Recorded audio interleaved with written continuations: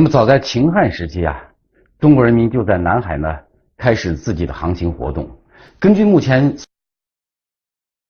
The Chinese began navigation activities dating back to the Chin and Han Dynasties 221 BC to 20 BC.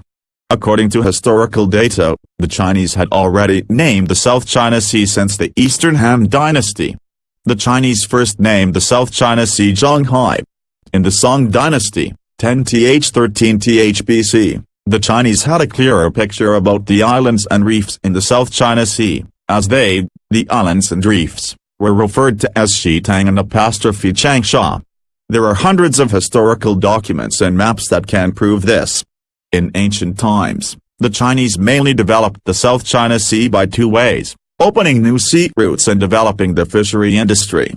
In the Han Dynasty, the Chinese developed the sea route from the southeast coastal regions, through the Zisha Islands and Nansha Islands of China, to Southeast Asian countries known as the Maritime Silk Road.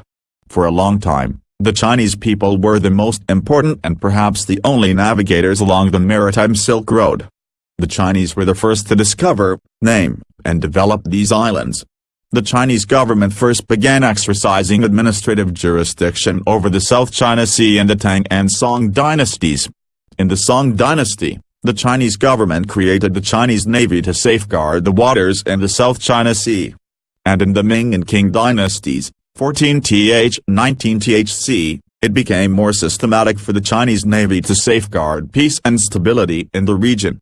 Based on these historical facts and abundant historical data, we can say that the South China Sea islands have been China's territory since ancient times.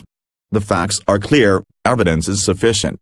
The Chinese government's stance on the South China Sea issue is unshakable. 的这样一个立场也是不可辩驳的。